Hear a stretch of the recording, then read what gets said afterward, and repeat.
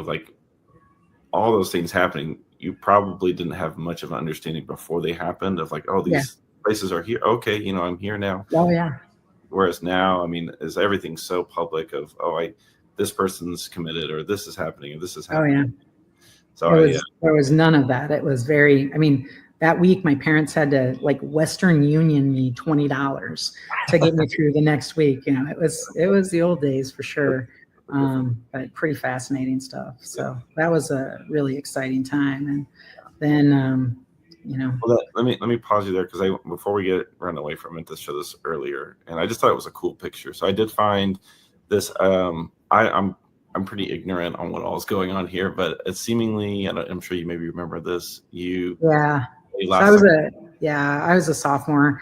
I was a point guard, and basically it was a district final, and you know it's better to be lucky than good, right? I banked in what would be a 3-pointer now, with just a couple seconds left. We had a really great shooter. We had over 1,000-point scorer for high school on our team, and so of course they're marking her like crazy, and time's running out and someone's got to take the shot, so you take the shot, and it was pretty awesome. It was fun. Awesome. Yeah. I just the picture, you're not in the picture, but I can imagine just like the moment. So I just wanted to share that. I thought that was great. Yeah. And well, I don't know if you go back to that picture, 22 is a senior on the team. Oh. And she started and I came off the bench, but I was a good player, so I'd earned my minutes, and you can see how excited she is, despite the fact that she probably really, really wanted to be in the game at that point in time. But it's a pretty awesome team picture when you look at it, actually. Yeah. No, that's cool. That's definitely a moment. I'm digging through some old newspaper stuff. Again, another of a different era. I'm trying to think the last time I actually have held a proper newspaper. It's been a while. But I'm very thankful for like the documentation, even not only just of records, but just of moments like that. Yeah. So very cool. Very cool. So jumping ahead to getting to Wisconsin, as you mentioned, your head coach is Greg Ryan, which I think is just kind of a funny connection. I think the soccer world's all pretty small at the end of the day, especially in these early years. You're also joining a team where, like you had said, they were on the rise, but hadn't quite had a big run yet. I think they played one national tournament before you had shown up, and so. Your freshman year, y'all make a Final Four appearance, and seemingly, I don't know if this is totally true, or maybe I'm connecting too many dots, but seemingly if you have a good game against UNC, that just like puts you into another stratosphere. And so I have a couple of clips here as well, and just the quotes from Anson is really funny for me to hear, because you see a 3-0 loss, but at top right, I'm going to look at Heather Taggart, long range, possibly as a national team goalkeeper. And this is just after your freshman year. So the Final Four appearance, you lose 3-0 to UNC. I guess I'm curious as you're getting there, of your understanding, and we'll start small and go big, but just your understanding of yourself of, you probably have some confidence, you're competitive, but kind of seemingly pretty quickly you get put into this level of, hey, like she's not just good, like she's one of the best here. Yeah.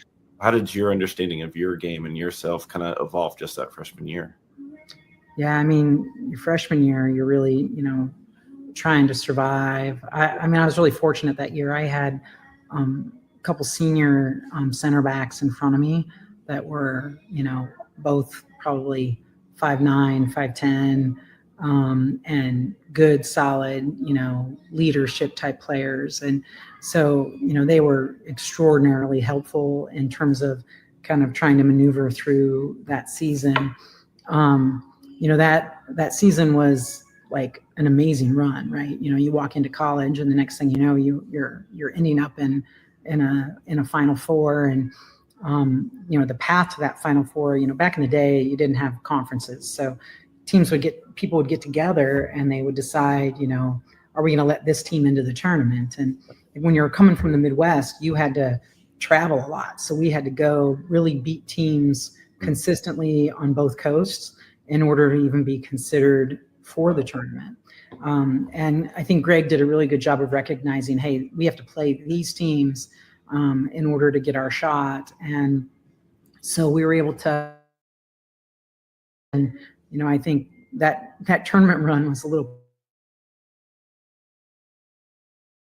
blizzard snowstorm in Madison, which, is certainly, takes the tables and evens them a little bit. And then the second game, we went out to Massachusetts and played UMass, which is, the April Heinrichs kind of time frame.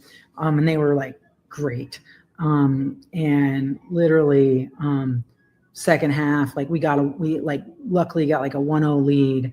And then the second half, I mean, we're getting pounded, but the second half, there's a torrential rainstorm. And we, kind of battle through, balls just bouncing everywhere. It was just mass mayhem. And we win 1-0. I'm pretty sure it was 1-0. And then, you find yourself in the semis against, North Carolina during the time when they were on an absolute dominating tear, right?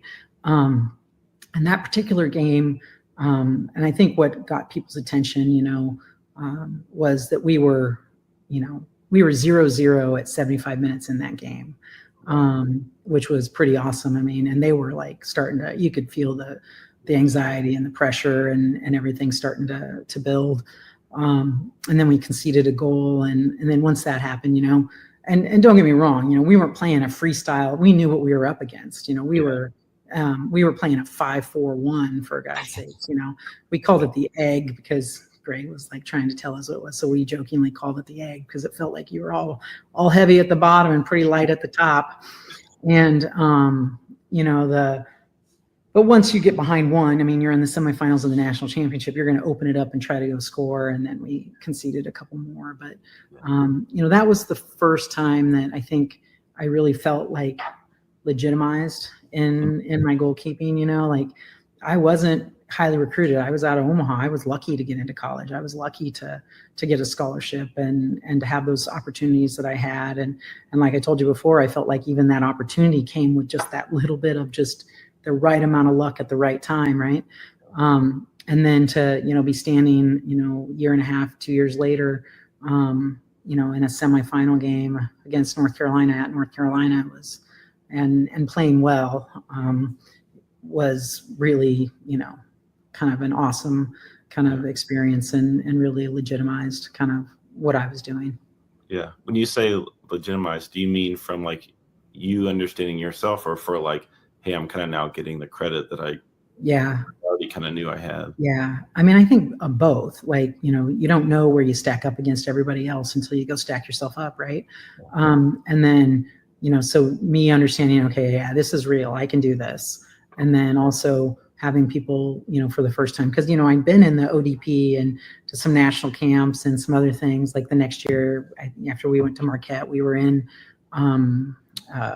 Colorado at their training center. And, but I'm just like on the fringe, and you just feel like, okay, am I ever going to get like the big shot? Because when you're at that stage, what you also have to understand is like, when we're as athletes, we weren't necessarily dreaming of World Cups, right? Because there wasn't a World Cup, right? Yeah. I mean, we were dreaming of Olympics, right? Yeah.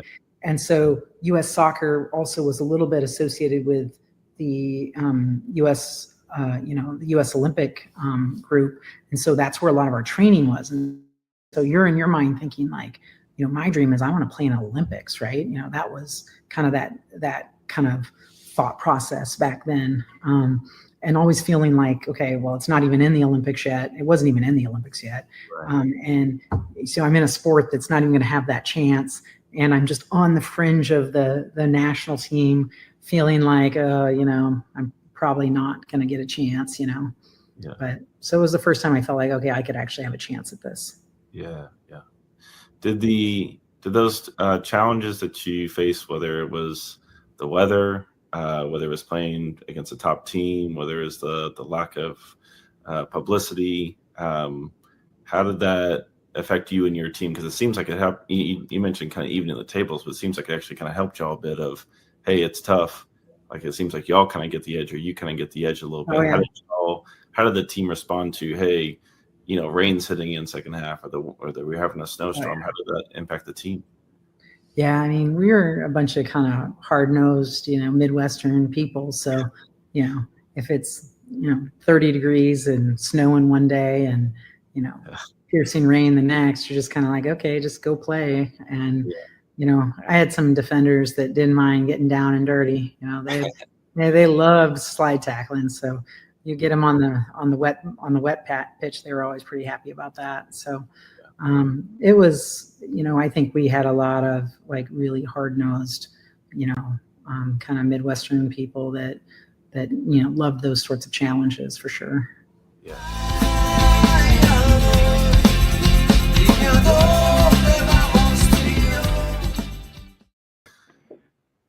All right, today I am joined with the first ever four-time, I have to say this right, four-time All-American goalkeeper, Joan Schokow. I feel like there are a lot of awards we can talk about, but I feel like that's the one that I feel like for most people outside looking in who may not be familiar with Cortland State, may not even know where Cortland State is, and may not be familiar with the history there. When they hear the first ever four-time All-American, and you were in those first 4 years from 80 to 83, I feel like outsiders looking in maybe have the strongest connection. So I'm joined with Joan Schokow here. Joan, thank you so much for joining us. I'm really excited to kind of talk about is the Dark Ages the good term to use? I just feel like your era is so undiscovered. I don't know. Is Dark Ages, is that the right? It's kind of mystifying, isn't it? Yeah. Well, thanks for having me. I love talking about it. Yeah, awesome. Well, I'm trying to go through this with a bit of a thread in connecting dots, but we had talked to Lori, who was in some sense a contemporary of your time, the first All-American goalkeeper, first team from thousands of miles away from you. I think in 1980, I'm going to guess there wasn't a whole lot of crossover from East Coast to West Coast. But we had talked to Lori back early in the year, and so I'm really glad to talk to you, Joan. And to go ahead. Oh, sorry. I was sorry to interrupt, except when we played UCLA. Oh yeah. Well, I was gonna plug it. So if people haven't seen it, there's a wonderful documentary out there called Cortland to Colorado, which basically walks through that first national championship and kind of walking forward through this first. I'm trying to think how to describe it. Even this first gathering of all these players with really no structure up until this point. I mean, even if you, and I did this today and I was kind of surprised to see it, if you Google NCAA Division I tournament, like the NCAA hadn't even taken over yet. And so it's just really kind of like in the moment, really pioneering in the truest sense. So if people haven't seen that documentary, it's free. It's out there. Joan is obviously in it. A lot of the players are in it. A wonderful job of photos are included, stories are included. And so we'll go ahead and plug that for you because I really enjoyed watching that. But before we kind of get into that first season, take me back, Joan, to those early days of, I think maybe the starting point, which would be helpful, would be that moment where you kind of realized, hey, like I like playing goalkeeper and other people maybe don't like playing goalkeeper as much, but it's because I have this. Like, what was the thing that helped you succeed at goalkeeper that maybe the other kids didn't have when you were first starting out? Right. And so just a little quick background with that. I didn't play in any form of a soccer game until I was like 13 years old for in-house. Oh. Yeah, there was, I knew that I wanted to play in high school because back then you could play 4 sports. So I knew I had to play soccer first. And so I played in-house soccer because my background was not unfortunately, but I was my family had gone to a Catholic grammar school. So, back then all there was CIO basketball or something like softball or baseball. So soccer was foreign. But I was like, hey, I want to do this. And so when I was playing in-house soccer, the one thing that I loved, position I loved in softball playing it was shortstop. And so when there was any time that something had to happen, I didn't know I wanted to play goalkeeper, but hey, I like moving from side to side and stopping the ball. So, I touched on it a little bit in that little in-house soccer thing. And then I got to high school and honestly, playing, trying out as a freshman, I was like, I can play goalkeeper, but I do play the field. And unfortunately, I guess in hindsight, fortunately, or whatever, I ended up pulling my quad because we used to use these soccer balls that were, ancient. And I still remember this. I know this is terrible, but I had a great high school coach. But still, back then, she said, "Well, put heat on it." When I first injured it, Okay. and yeah, that didn't work. So Yeah. I was like, okay, so I couldn't run around a lot, but then I was like, I can play in goal. Well, I've done it, Yeah. and I kind of did it. But just to give you just a quick synopsis of it, I literally started every soccer season in high school saying I was going to play goal because I Yeah. enjoyed it. But then I always needed to be used on the field, and I was lucky enough that I had some backup goalkeepers in high school that they played instead of Yeah. me. So Okay. I never quite knew that that was my position. And if you want to, when we get into college, I'll tell you another story about that. But yeah, I just was like, I like moving side to side. I like being a shortstop. It seems like there's a really big common thread of players from this era just being so multi-sport and multi-position. I think, there was a time, maybe turn of the century, where things started getting a bit more specialized, where goalkeepers were, just the maybe overweight kid that kind of got pushed there and they didn't really ever play. Where, even you're playing other positions. And I think the idea of like, oh, goalkeepers like really aren't great with their feet, couldn't really kick a ball. It's like, well, at this time, like everyone's kind of having to play a little bit of everything, and maybe you might be a little bit better somewhere else. But that sort of Swiss Army knife sort of can do a jack of all trades sort of thing is always very interesting, because now everything's getting so specialized. But Right. I really Right. like that time. What was the first time you remember, whether in high school or even in college, that someone gave you kind of a tip about goalkeeping? Like, I imagine a lot of the goalkeeping that you were doing was just you figuring it out and trying this, trying that. But what was like a time that you remember, like, oh, this was actually very helpful that someone gave this to me? Whew. Well, one thing that was, I guess, helpful for me in learning about soccer ball in high school and things is that my hometown of Spencerport, our boys team in the 60s and 70s and beyond, but in the 60s and 70s was um, quite good, okay, quite successful. And so here I have high school boys who are my classmates or maybe a little bit older who are goalkeepers and things, and they would talk to me about some stuff. I remember I got my very first pair of gloves. That was an old pair from a Yeah. high school boy, which are nothing like the nice padded gloves that we have today. It was Yeah. like, stuff stuck on like a almost like an oven mitt, almost, you know what I mean? Like, Yeah. that Yeah. kind of. So I mean, it wasn't like tips as much as uh, just being able to talk and enjoy the position, I guess, type of idea. Yeah. And that was mostly with like the boys team of kind of Oh talking yeah, to yeah, the okay. yeah. Interesting. Because I feel like that's something else I've noticed of the information that, now I can go on YouTube, Instagram, and just see a ton of things about goalkeeping. Whereas in your time, you might have someone next to you you can ask, but that's pretty much it. And so that sort of mindset of, hey, I've just got to kind of go figure it out. I might have someone I can ask over here, but for the most part, it's kind of on my end.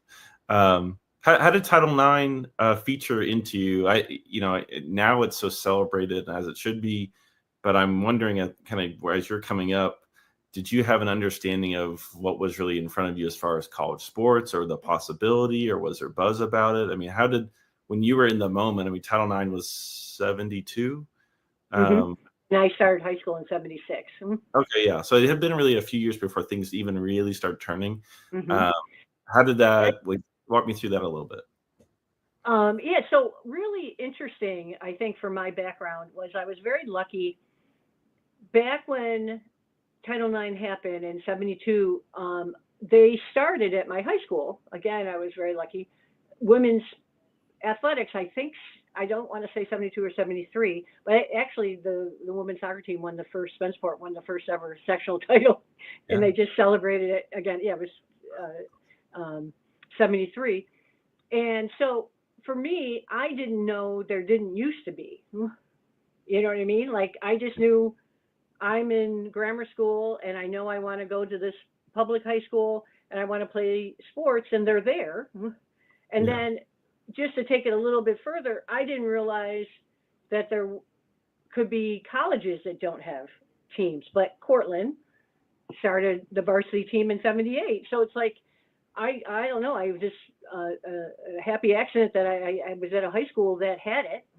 didn't know you weren't supposed to, or it wasn't common, and then went to a college that had, at that point in 1980, as much of an established program you could probably have for that early on, even though there wasn't fancy uniforms or anything. And in high school, the same thing. We wore, I played soccer, volleyball, basketball, softball, and we kind of wore the same kind of shirts. And then the old shirts would go to the JVs, and then, that kind of thing. You wore the same uniforms and everything for each sport. Yeah, so that insularness is always really fascinating. Of you only kind of know what's in front of you, and the newspapers play a role in a little bit of that, but as far as you only kind of know what you know and what other places do or don't have, like you may not have any understanding of that. But I mean, that's awesome here that things were kind of moving, I guess that aggressively, that forward at that time in your area. How did the recruiting process work? Right, I don't know if that's the right phrase. How did you end up at Cortland? How did that work out? Back again, it made me think about some stuff when just kind of getting ready to talk with you. Back when I was a sophomore in high school, I was in this class that, again, I was so lucky. One of our teachers in the science program at Spencerport developed this class called Science Applied to Sports, which, again, this is like 1977, right? Yeah. Like, who thinks about that? But he did. And I remember we would be learning about different things and VO2 max and some stuff. And then all of a sudden they put on a video about sports medicine and being an athletic trainer. And that just caught my eye like there was no tomorrow. So I'm like, I want to be an athletic trainer. So when you go in your junior and senior year and meet with your little high school counselors, you're like, who has something like athletic training? And Cortland popped up. And then I go, well, I really want to play soccer. And they're like, I think there's a team there too. And I went, okay. When did you When did you first cross over with your first head coach there, Anna Rush? So you get interest from Cortland, but did you not meet her until you got on campus? When did y'all first? Right. Yeah. So there was, like I said, absolutely no recruiting process. It's just me choosing Cortland. I went down the summer before my freshman year to look at the campus with my parents. And I went over to, back then it was called PER building, to see if, I think I must have had to ask, who's the women's soccer coach? And they said, Coach Anna Rush. And I went to her office, and it was the summer, so she wasn't there. So I think I left a note on her door, or I gave it to someone. Okay. And so then she actually sent me, because I think I had my address on there, she sent me a typewritten letter saying, thank you so much for your visit. Yeah. The old typewriter, like this kind of, and not a computer. And it's funny, I still have the letter, and I was trying to find it, but I might be able to find it. And just telling me that, hey, thanks for coming to campus. This is when the tryouts start, because you got to remember back then, too, there's no such thing as preseason. Yeah. So you show up for classes, and then you go to tryouts. So that's why, like, at that point, I don't know if our first game was until like mid-September, because you come to campus around Labor Day-ish, somewhere in there, and then you show up to tryouts from that point. Yeah. And you obviously knew a little bit about the team, but there wasn't a national tournament until your freshman year, which is an amazing kind of lineup. I'm kind of curious, you're walking on as a freshman. I mean, I guess everyone's walk on, but you're entering this environment, and I would imagine, as a typical freshman does, they kind of think, well, I'm a freshman, like, we'll see if I don't really know how good the seniors are going to be. Like, how did you approach, hey, like, you're confident in yourself, but also you're young and there's older people there. How were those first kind of moments of nervousness, or was there any? Oh yeah, there was definitely nerves, and I'm an introvert, so that you can imagine. But again, I keep saying this, thinking about this, I was so lucky. The senior on the team, Heather Brendel, who's actually a big part of the documentary, was a Spencerport alum. Now, I didn't get to play with her when she was a senior. She was on varsity and I was on JV. But we knew of each other, and so I walked right up to her and said, hey, Heather, can you introduce me to the coach?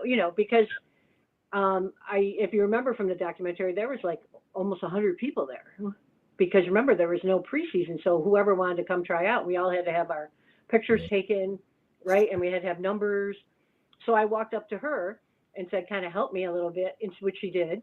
And I was also lucky because two of my cross-town rivals, Gates High School, which was an excellent program, there was two freshmen coming in, Lori Palmer and Karen DeMarco, who I remember from playing against them in high school. That was our big rival in high school, was Gates. And we were all in it together too, you know what I mean? So we literally found each other and went to practice every day together, you know. But the kind of funny thing, when I walked and talked to Heather, I looked at Heather and I said, Heather, I don't know if I want to try out for field or goalkeeper. Yeah. I didn't know because, and thank goodness I picked goalkeeping. Worked out. I mean, it was totally, I had no idea how I was compared to other people, you know. Yeah. Interesting. When was, or do you have a specific moment, or, you know, can you recapture that feeling of coming in with this nervousness and then in a very short time, what, 3 months later, you're named an All-American?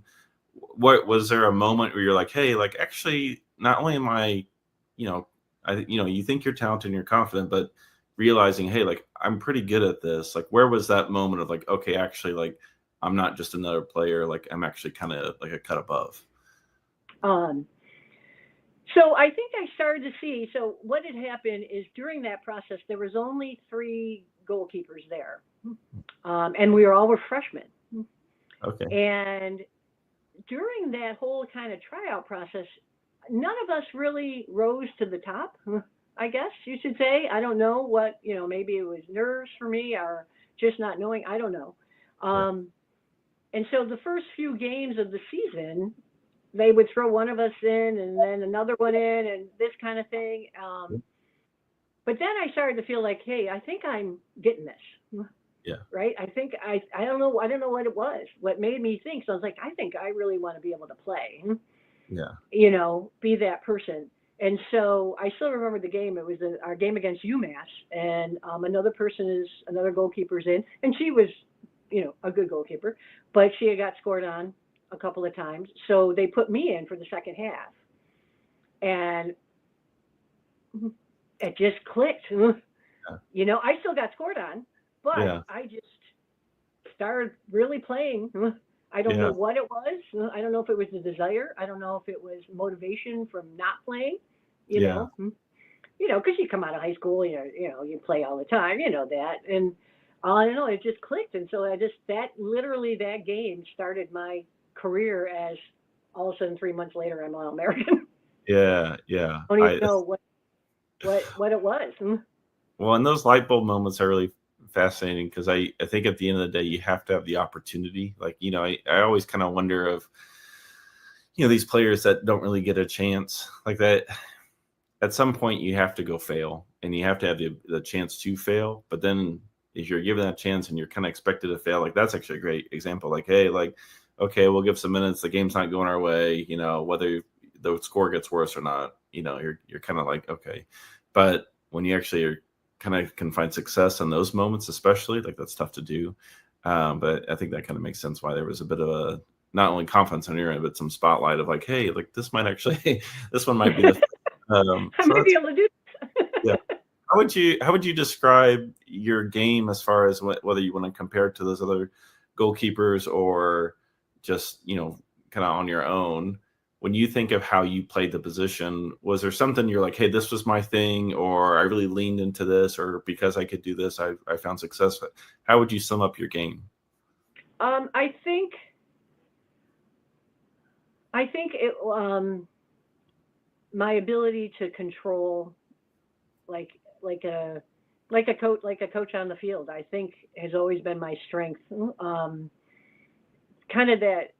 Even though I was a freshman, once I kind of knew what the game plan was, and I had wonderful people in front of me. Don't get me wrong, I had wonderful people in front of me. But learning how to kind of control that and help with that and talk and kind of be a leader on the field, I think that's always kind of set me apart. You know, I mean, I'm vertically challenged. I'm, 5'4" 3/4. I could touch the bar, but that was about, and obviously I had quick feet to go from side to side, but I think that was part of it. And that, and this, the other thing I would say was this unbelievable determination that I hated the ball going in the net. I mean, I hated it. So I was going to do anything. I didn't care what it was. I was going to try to stop that ball from going in the net. I didn't care what it looks like. And I still never cared when I've been coaching. I don't care how you stop the ball from going in. Just stop it from going in. Keep it out. Keep it out. How did you, because I do feel like there kind of gets a bit of a stigma, or maybe this is something that's overblown that doesn't quite exist, but a young woman who's willing to do whatever it takes to keep a ball from going in the net, is accompanied with, diving and getting cut up and getting dirty, muddy. And I found a wonderful picture from, I think it was a game at UConn. I'll pull it up here in a second. Yeah. You can see like everyone's just caked in mud, but as a goalkeeper, you're especially. So how did you feel any of that? Or was it just like, hey, this is just something I do, no big deal? Because not every young woman is diving around in the mud. How did that impact you? Well, I think I was surrounded with women who were the same as me. Like, I could just tell you so many different stories about like it raining, and one of my teammates, I believe it was Terry Feebry, who was just tremendous sweeper. She got the Broderick Award and stuff, cutting like her hair in a game because it was getting in her eyes because of the rain or something. I mean, I was surrounded with people that was it, man. We just wanted to win. So me coming back muddy and being muddy in the dorm and all that, my roommate didn't always like it, but but I was like, hey, I think there was no stigma, I think, at that point. That's cool. Let me go ahead and pull up this picture I have, and I'm trying to remember. So this would have been, unfortunately, you're not in it, but I don't quite know the scenario. It looks like the UConn goalie has been scored on. She's laying there on the ground, but it sounds like the goal has been called back, but then later. Right. So that's actually me on the ground. Oh, okay. So, and the person on the right is my teammate, Lori Palmer. This is my junior year. We went up to UConn, and we're playing in the quarterfinals up in UConn on a very muddy day. Yeah. And the players on the left are UConn players, and they believe they just scored, and there's me on the ground going, I can't believe I just let them score in this important game and stuff. But then you see the UConn players, how they're turning, like they just were celebrating, but they were turning to the ref. Someone called either a foul or offsides, and the goal was disallowed. Wow. So we still had life. So we ended up losing, I think, in overtime. Because I know when the end of the game, and I went up to my head coach at the time, which was Chris Malone, and the athletic training staff. And at that point, I had long pants on, and it's muddy. And I said, guys, if we go into penalty kicks, you're going to cut these pants and make them shorts. Just know, because they're full of mud, I won't be able to move. Yeah. I remember having that conversation, and they were like, okay, we'll do that. But we ended up losing in overtime. And the reason I know it's definitely me too is because I had a bandana on. I used to. Before they did pre-wrap. I would have loved pre-wrap to do that, but I had a bandana. Well, part of the reason I wanted to show this picture, I know we're jumping ahead a little bit, but I think the moment, unfortunately, like seeing you on the ground, I think anyone that's ever stepped in the goal, maybe not even for a game, but anyone's had that feeling where a ball's gone past them, whether it was their fault or not, like it's just a brutal feeling. And I think just from an artistic standpoint, this is a perfect capture of like how a goalkeeper feels, because not only are you face down frustrated, but like, and it's not like, you have that very brief moment that you're by yourself, and that's a really tough moment. And it sounds like, from the documentary as well, the team was very, very close. And I'm not saying that the team was abandoning you, but there's always that moment as a goalkeeper, you're like, oh man. So I'm sorry to make you relive that, but it was too good of a picture. But that first year, I guess I'm really curious of the expectations that kind of went on, because y'all's season was very, very up and down that start of the year. It's win, loss, and documentary kind of goes through that. But understanding, hey, we could be a national champion. When did that moment kind of click? I mean, was that always there, or was it kind of like, okay, well, we're kind of getting through the season, we'll see what happens? Like, was there an understanding, or when was the understanding, like, hey, we could be number one? Well, we started, like we said, about, after the first 6 games, because we were 3-3, and we started then winning, starting like 7th game, and we started this momentum of winning, and again, you learn from the documentary, the 78 team and the 79 team were very used to winning. So all of a sudden we're losing in the beginning of 1980. But we started winning. And so I do remember the feeling that we're not going to lose. We're just going to keep it going, right? But just so you know, we knew there was a regional tournament, right? And it was called the EAIAW because, like you mentioned before, there was no NCAA sanction of women's athletics. It was AIAW. And so there was the Eastern AIAW, right? EAIAW. And we knew that was a goal, but we weren't sure we were going to get there because of the beginning of our season, right? So we knew that. And so then all of a sudden we get the 8th seed out of 8 teams, the last seed in that tournament. And we have to travel down to Princeton, play Princeton at night, and we end up winning 2-0. Then we go on to do the Final Four in Vermont and win both those games. We beat UConn in the final, so, but we're actually taking, because it was in University of Vermont, so it was in Burlington, and I think we were taking the ferry back across into New York State. And some of my teammates remember there was people like the coach talking a little bit about maybe a national tournament. We never even knew it existed yet. Oh, wow. Yeah. So, because it was this invitational type thing. Yeah. And then, we get back and we get called in to this office. And again, this is on the documentary on that Monday, and said, and Leslie says it beautifully on the documentary, hey, there's some good news and some bad news. The good news is there's this national tournament. It's in Colorado. The bad news is we don't have any money to get out there, or we can't get out there. We can't fly. And all of a sudden that's where the whole thing started. Like, we'll get there, but we didn't even know. Wow. We didn't even know. I did ask a coach from the University of Rochester, Terry Gurnett. He's actually a Spenceport guy too. And I remember asking him, because he was coaching U of R. He was a longtime coach of U of R, very successful. I remember asking him, because I was part of his interview for the documentary. I said, did you hear about it? Did you know there was a national tournament? He goes, there was some talk during that 1980 season that Stephen Paul from Colorado wanted to have this national tournament. We knew nothing. Absolutely nothing as athletes. All of a sudden we're still playing. We keep going. And I was a freshman going, cool, all right. Well, I can imagine it at this point, the idea of pioneering. I mean, I think a lot of people just kind of boil that down at, well, you're first. And it's like, well, yes, I mean, that's part of it. But things are developing, they're unraveling, they're building. Some things are, I mean, the AIAW that only existed for a couple of years before the NCAA took over, like, things are coming and going very, very quickly. I'm sure at this point you've also talked to your teammates or classmates and realized, oh, hey, like, the athletics that I had or the support I had in high school maybe wasn't quite as common everywhere else. Like, you're kind of seeing all this, like, ebbing and flowing.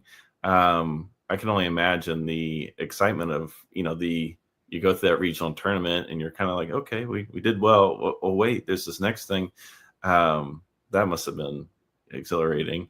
I am looking at, and whoever has made the website that has a documentary, it's called Two Red Cortland State. Wait, my dyslexia is kicking in. Oh, wait, Two Red Cortland State Vans. That's what it is, .com, which has all the schedules, pictures, wonderful. But I'm noticing the schedule. The regional tournament, you played 3 games in 5 days, but then the final tournament, you played all those 3 games in 3 days. Was there any sense of, like, tiredness, or was it just like, hey, this is what we do? You play games back to back to back, no big deal. Like, how did the driving on top of that was? That just seems kind of crazy to. I think I don't remember anyone saying they retired. Yeah. I don't remember everyone saying, "Oh God, we got to play again." I think we were just, "Let's go." We're resilient, right?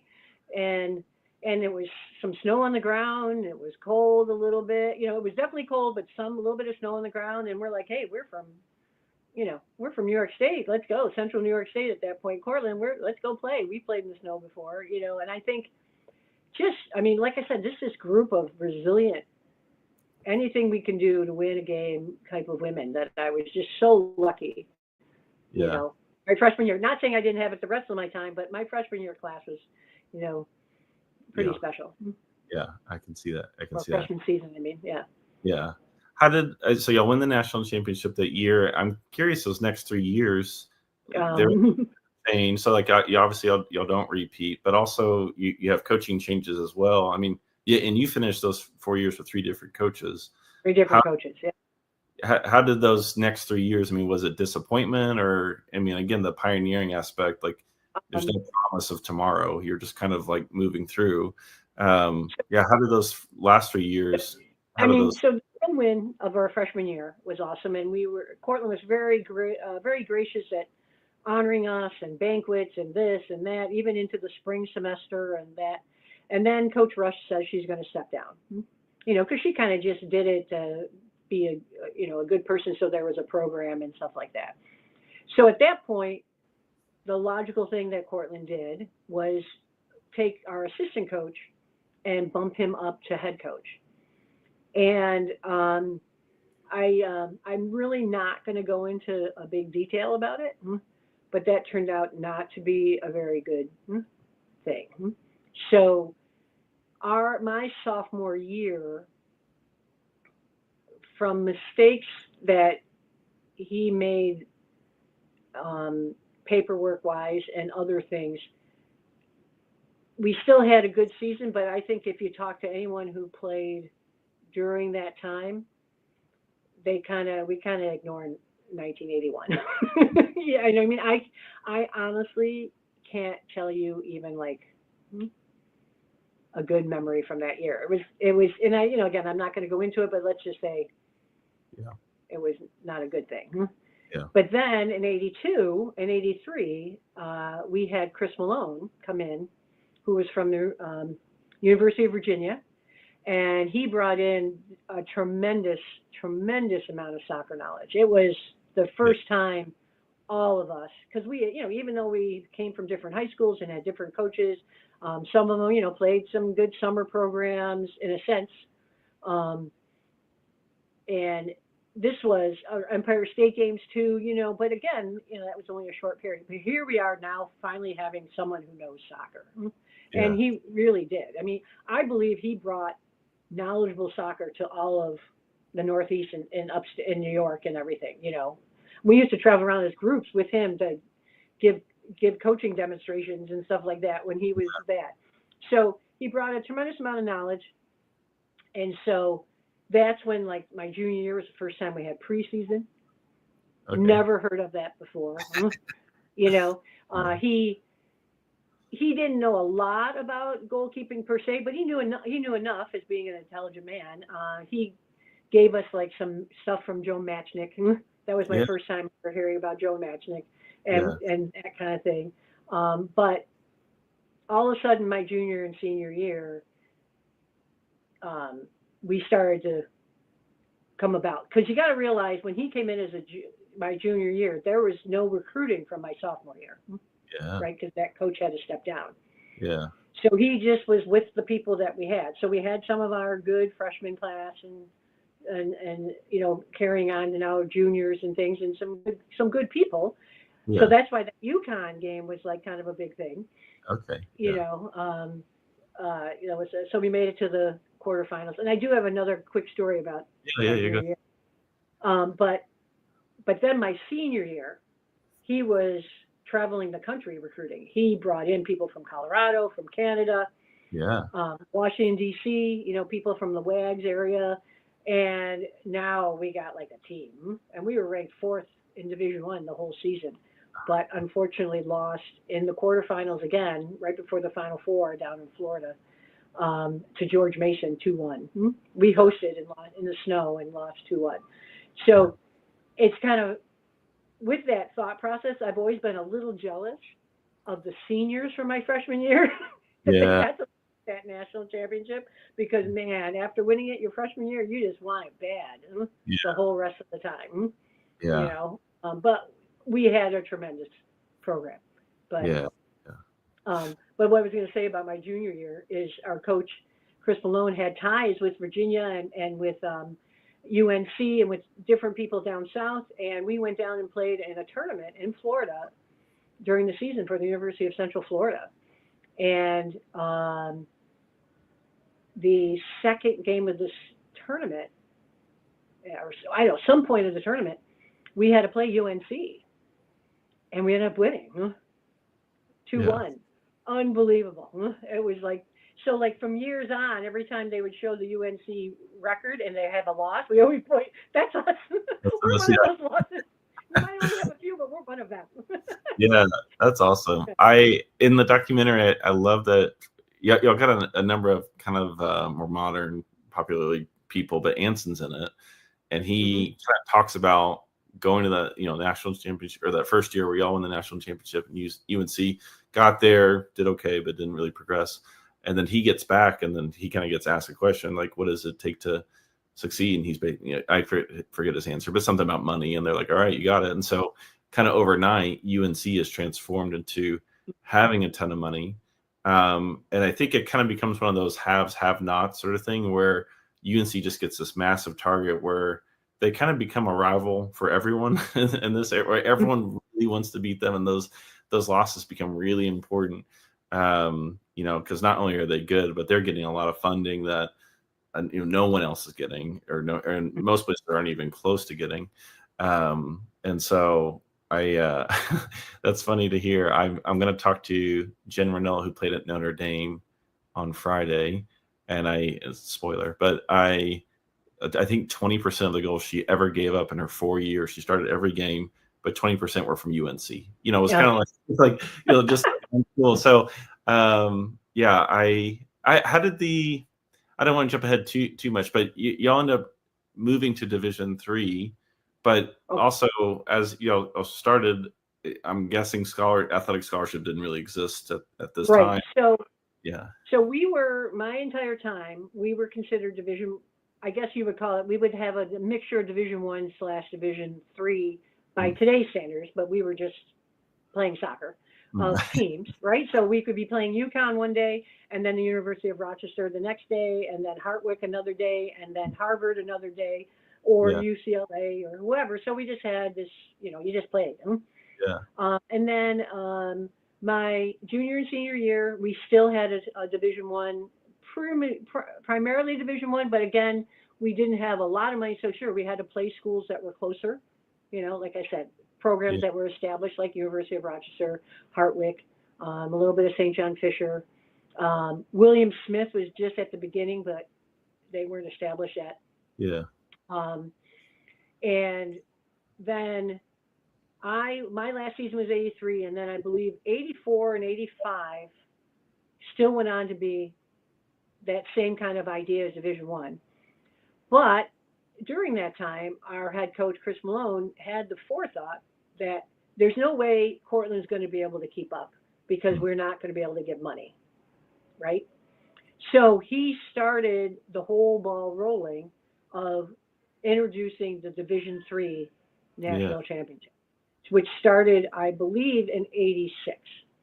So, and Cortland was always ranked number 1 the whole season. Cortland hosted, but they ended up losing U of R one.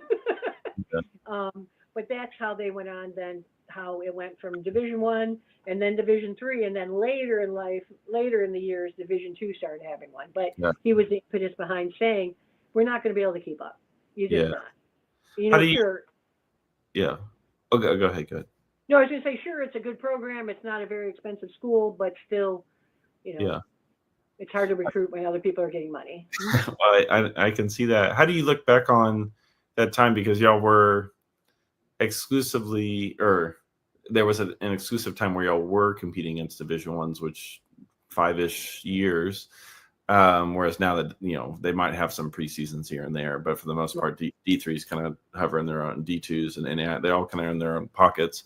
How do you look back on that time of like, man, like we were competing, but now my school, which has also changed their name as well, like it's a lot of changes happened from when you were a student to now. Like, how do you bridge those two very different eras?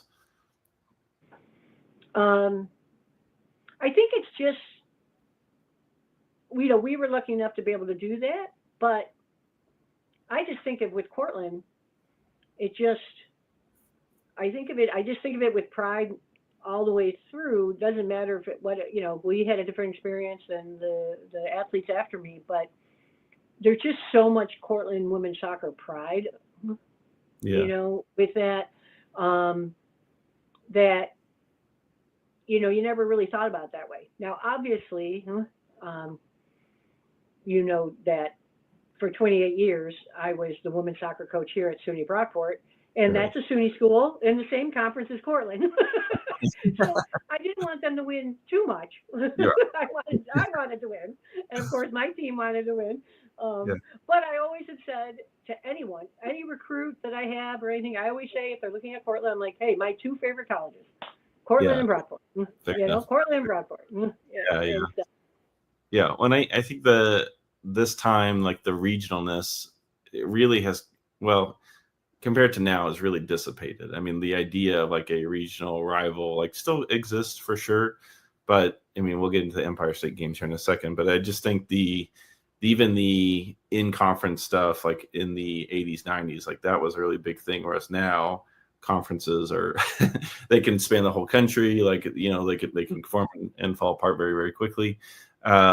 So that sort of like of moment, not only of time, but also of this like, hey, we're in this space here, and like this is what we have, and the Cortland pride that comes out, is probably I would assume much more of focusing on what you have in front of you as opposed to thinking of like, oh, what division are we, or what what is this? You're just looking at kind of what's in front of you. So yeah, definitely.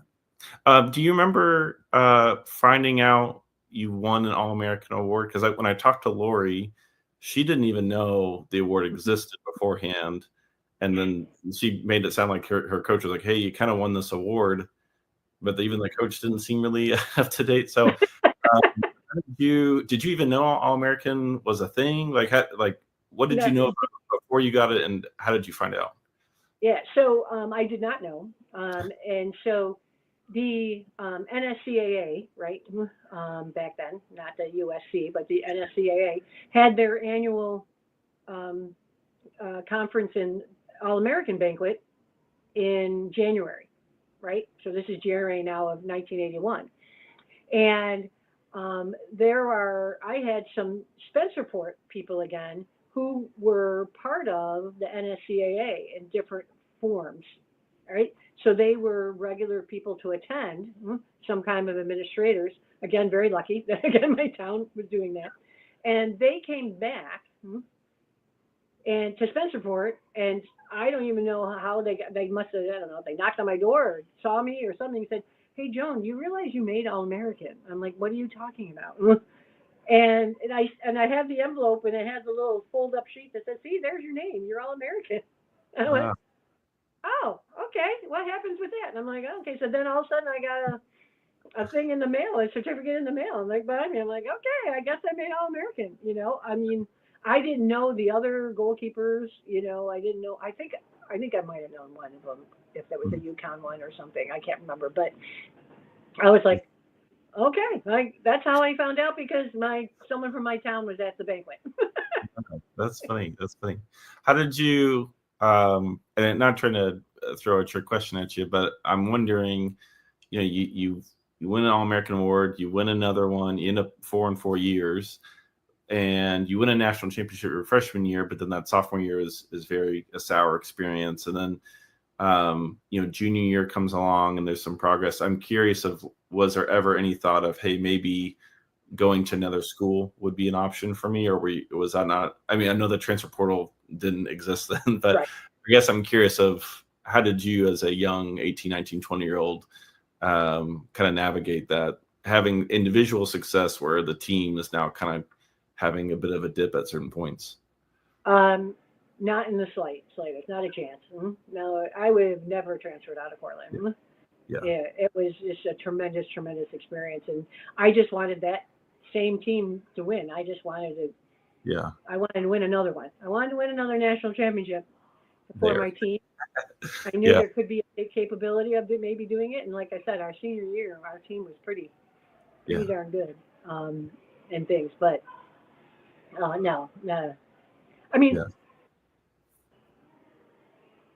especially when we had such a positive coaching change. I don't think I was thinking about leaving. Yeah.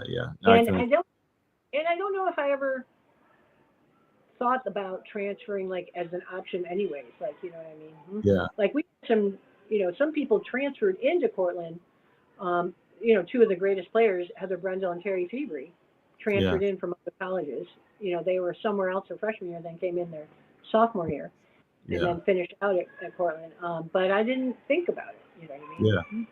Yeah. Well, I can understand not thinking about it because I can probably pull up Twitter right now and I can see someone announcing, hey, well, maybe not this time, but I've seen it early in the year where they're announcing they're just going in the portal. They haven't announced that they're going somewhere. They're just, I'm entering the portal.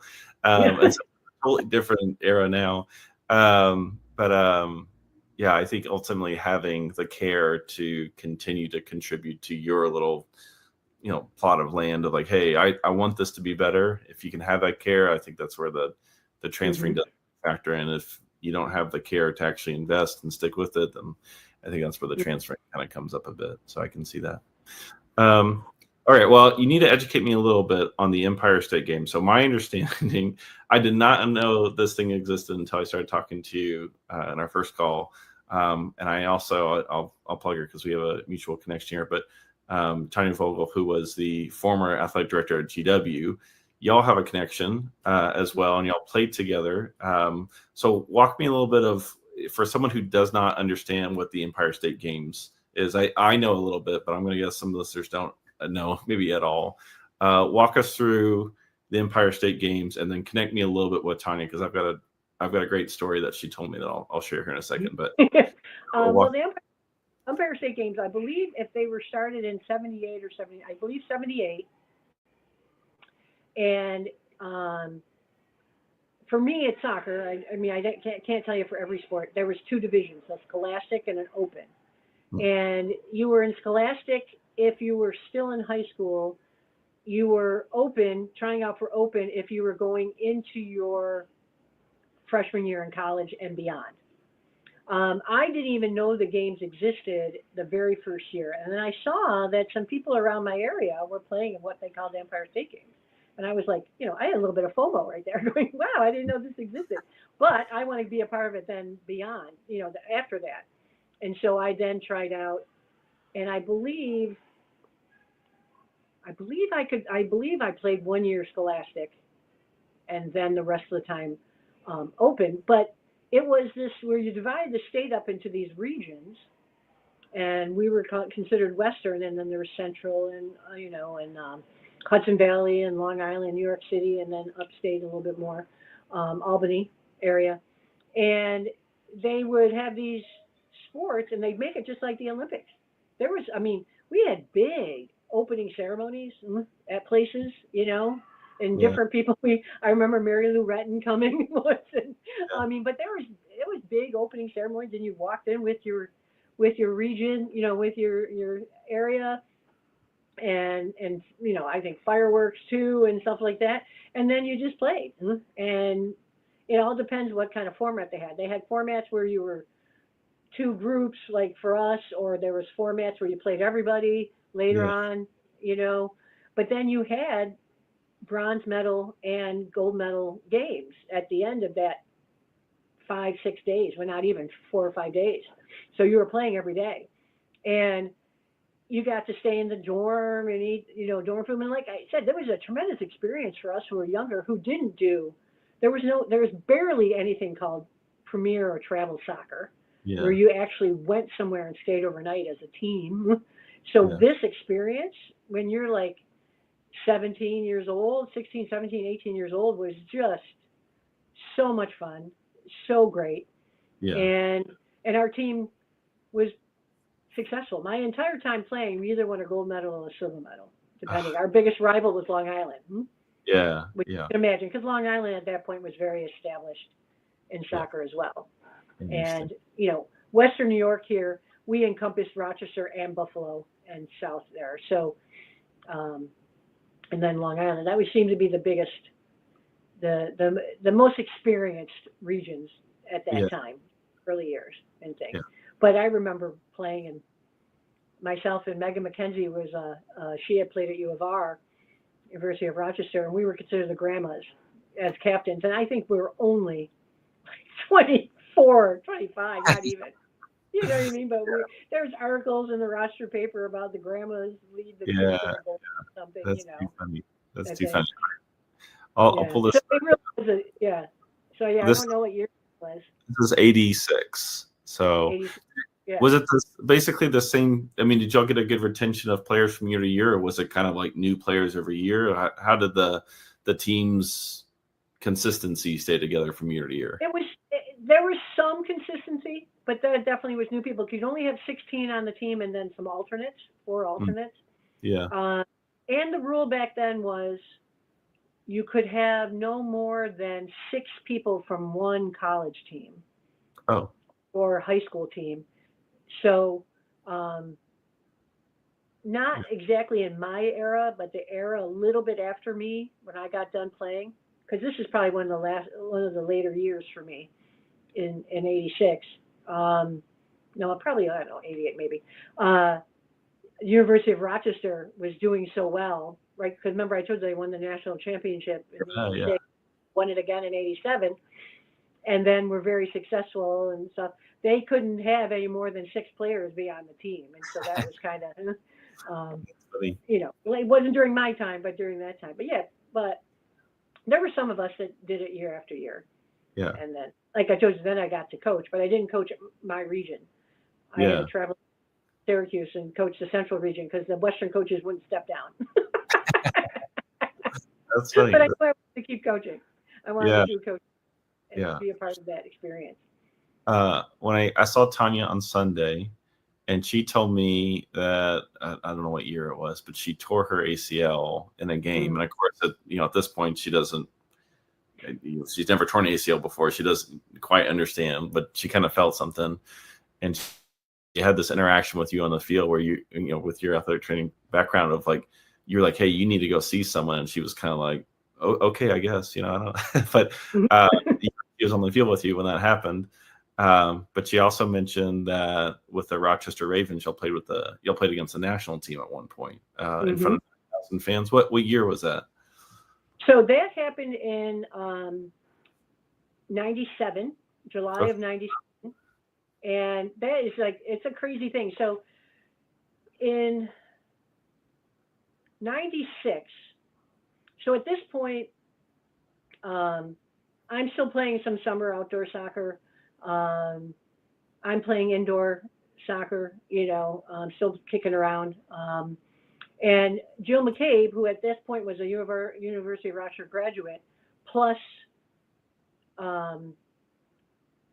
she was the assistant coach at U of R, wanted to start this better team to be part of this league, and at that point, it was kind of the highest you could go at that point, kind of semi-professional, if you want to say, no money involved. But she started this Rochester Ravens team in 96, and we had some success. We did some good things.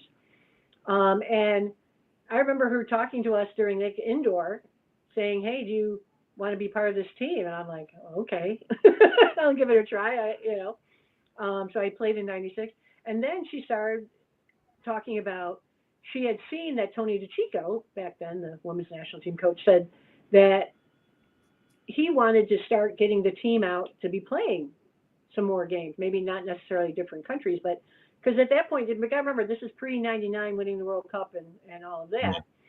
I mean, obviously they won in 91, but, and so she's like, got it in her head, like, hey, I want to see if they'll play the Ravens. Yeah. And I had a connection with Tony because he's a goalkeeper, and I worked his Soccer Plus goalkeeping camps through all that.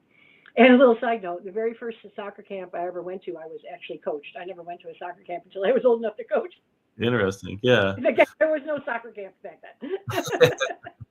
Yeah. So at the NSCAA, NSCAA convention in January of '97, she's like, we knew Tony was going to be there, and we, I don't know if I contacted him beforehand or something, but we set up a little meeting between Jill and I and him, and saying, hey, do you want to come to Rochester? We can try to figure this out. We'll do that. And so then there was lots of talk back and forth. It was like, are we going to do it? Or is our area big enough for it? What are we going to do?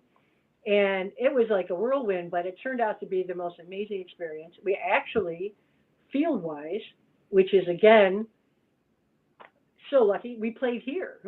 We played at SUNY Brockport because we have a 10,000-seat football stadium. It wasn't my game field, but it was, they didn't have lights back then. It wasn't turf back then like it is now. But we had this 10,000-seat stadium, and we had ample parking because of our campus and stuff. And so we hosted it. Yeah. And got to play the women's national team, which was just crazy. And here I am, 36 years old, standing in goal. I got to start against the U.S. national team. I played terribly. They peppered me like there was no tomorrow, but who cares? Who freaking cares? Yeah. In my college, it's just this amazing experience, and then I got out, I stopped at halftime, and we let the other people get in because they got to be able to play against the national team, and just crazy. Yeah. You got to do that. Yeah, that sounds great. I mean, 97, forgive me for asking, you would have been how old, in your 30s? I was 36, I think. Wow. 35, 36, and I was playing. I mean, that was definitely when I kind of stopped playing for the Ravens after that season. I go, I can't do any better, competitive-wise. Now, did I still kick around and do things? Sure. But I pretty much at that point stopped kind of playing in goal, too. I don't know if you've ever had that happen when you're just kind of playing for fun. I go, guys, I don't want to really play. I mean, if I have to play in goal because we don't have a goalkeeper, I'll play every once in a while. But definitely outdoor goal. I'm like, wait, I am way too old to be diving on summer grass that's not watered and it's rocks or something, Indoor, a little smaller goal, I'll play a little bit if you need me. But I kind of took on like not coaching, like, hey, I'll run subbing. No, I get it. All those times you've hit the ground, the way I tell even my young goalkeepers now, like, they just stack. And right now, like, you're young, and, you're going to bounce back, but like, they don't really go away. Like, they're all just amounting. And at some point, like, that stack's too high, and, everyone kind of hits a different point for themselves. So I totally get that. But I am very impressed playing into your 30s. I mean, of all the people in really the world, I guess, that were playing in their 30s, before the turn of the century, I mean, especially goalkeepers, that's very, very rare. I mean, even now you see a lot of goalkeepers still retiring, 27, 20, 29, like they don't even really get into their 30s. So I guess I'm curious of that time. I mean, so you come out of kind of a really interesting time with Cortland where, you obviously have success, and the national team starts up in 85.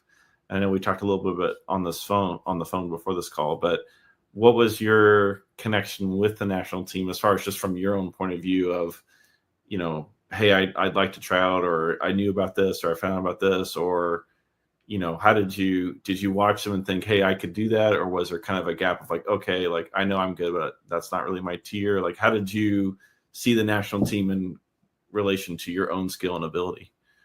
Like I said, I wish desperately back when it was starting, we could have found out at Cortland about it. Like I said, there was some whisper of, hey, there's something possibly going on down at UNC. There could be a tryout, but you got to get down here in a couple of days, and again, like we said, Cortland is a blue collar school. We don't have any money to get, personally to get down there, so you kind of just were like, oh, and so we never quite had the chance to do it. And I think after that moment, I didn't think about it anymore that I could have been there. I wish I could have been that point. I'm not saying I would have been successful. I'm not sure, but it would have been nice to see. You know, I think especially, you know, like I told you, I'm vertically challenged. Yeah. You know, if I was going up against 5'10" goalkeepers, you know, that might be something. You know, Yeah. Well, it does feel like a lot of the goalkeeping, and maybe just because, again, going back to the early days where you're playing a lot of sports, but it does feel like a lot of the goalkeepers through the 80s and 90s, even with the national team, weren't that tall. I mean, I'm trying to think. Right. Amy Allman was right. You know, like you've got a lot of these. I mean, Harvey maybe has a few inches on you, but she's not 6 foot. You know, so yeah. So I hear what you're saying, but I don't know. It just feels like a lot of the goalkeeping greats at this time were people who just played a ton of sports, and you know, maybe because they played so many sports, or maybe because of their size, they could play so many sports, and that's how they got into goalkeeping. I don't know, but you know, I hear you on just wanting the opportunity. I think even now, I mean, I kind of touched on it earlier, just the opportunity to even try and to, I think even the most entitled kids today, if they see someone that's better than them, they're like, okay, you know, like they might not be so open about it, but you know, for the most part, kids and people are really good about saying, hey, that person's better. Like now, if it's close, you're going to want to go compete, but if there's ever a gap, you know, but people want to know, have that chance, you know. So I don't know if I can tell you a little side story. It's not quite about me. I don't know if Tanya mentioned. I know I mentioned her. I don't know if Tanya mentioned my wife Megan, because they were teammates too. Us both with her. Megan was a field player. She had gone to U of R. She was younger than me, but she knew she had this inner desire to want to be able to try out for the national team. And when she graduated from college in '92, she ended up going over to Germany, because you mentioned Mary Harvey, so I wanted to bring that up. Mary Harvey was the first person to ever go to Germany from the U.S. to play, and my wife Megan was the second. Oh, wow. Okay. And she played over there for 2.5 years, played with the big greats like Bettina Wiegmann and all these people from Germany, and had a tremendous career over there, as when people weren't doing it, you know, that much, you know what I mean, not going abroad. When she came back, and I was having, at this point, she had said to me, this is, you know, back before we were married and together and stuff, but she had said, hey, I know you're meeting with Tony. Can you just mention, you know, I did play professionally over here and all this stuff, and see if she could ever get a tryout. And she ended up having one, but she was injured. So it turned out to be kind of a sad thing. But because you mentioned the Ravens game, I wanted to mention this. She played extremely well against the U.S. national team in the Ravens game. Tony got a hold of her after the game and said, I might be trying to start this, what do you call it? Brainstorming tour to try to get a professional league going. Because remember, there was no WSL yet, right, till after the '99 World Cup. Do you want to be a part of it? And because she had played so well, and he knew a little bit about her background, and so, but the league the brainstorming tour never took off. But it kind of just shows you that idea of opportunity, though, like what happened because, you know, she, you know, back then she could knock on the door to say, hey, can I get a tryout? She only had a couple weeks notice and was coming off an injury. You know, she's like, oh my God, my one and only chance. But then that barnstorming, you know, barnstorming tour was a possibility and stuff. So it's kind of like you've been saying, it's that opportunity. Well, and it's such a finite one too, because, you know, whether you even take the injuries away, like you're not going to always be at the top of your game. Like your ability to play is so short. So just have that chance, you know, 97 isn't that far away from the league starting, but also it kind of is far away because 2 years. I mean, that's like life happens, you know. So, so I hear you on that. Well, let's. Oh, go ahead. Oh no, go ahead. I just wanted to throw in that side. It's like it's always connected, right? Small world. Yeah. Well, when I saw Tanya on Sunday, we were talking. I was just laughing. I was like, of course, you know, she knows Joan. Like everyone seems to. It's such a small circle. Everyone's got some connection somewhere. No, that's funny. Well, let's finish on this, and we'll do 3 questions here. 2 of them are kind of related, but this will kind of close us off here. But the first 2 questions are memories that you will keep forever, but one of them is on the field, one of them is off the field. So somewhere in the soccer world, what is a memory that happened on the field? You're like, man, I'm never going to forget that. That's going to be stuck with me forever. And then what's something off the field that's still in the soccer world that you're like, man, that's just going to stay with me for as well. So those are your first 2 questions. I think because I've been very fortunate, it's hard to pick just one memory, but I'm going to pick a couple, if that's okay. That's so it was a tremendous experience when we were down in Florida, University of Central Florida, and I told you I had the crosstown rivals. We were freshmen together. Now we're juniors together.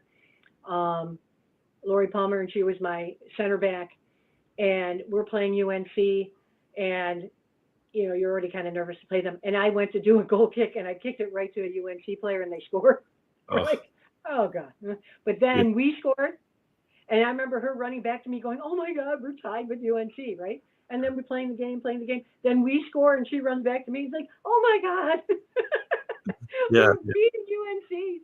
And Chris Malone, our coach, was so almost nervous. He laid down behind the bench because it was just so mind-boggling. Yeah. And what was kind of really fun with that tournament too, so we didn't win the tournament. We ended up losing another game, but we came in third. They had an all-tournament team, and I was lucky enough, and so was my college teammate Lori, who I was mentioning. But the unique thing is a University of Central Florida player named Michelle Sedita was also part of it, right? She was my teammate at Spencerport.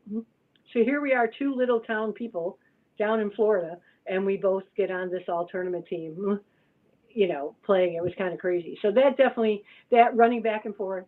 Obviously, the last couple minutes of the national championship game, Leslie Archer is going like this, and I won't tell you the exact language, but she's like, "We're blinking national champions," and Terry Seabury, who's the center back, going, "Leslie, they still could come down." She's like, "Who cares? We're winning 5-1," Yeah. We're champions, I would say that. And then playing here against the women's national team. I mean, you can't differentiate between those 3 things on the field, that those are moments that, are just the interaction with your teammate type of thing too. You know what I mean? Those first 2 moments was just having so much fun with your team, and experiencing that joy. And so what's the next part, off the field?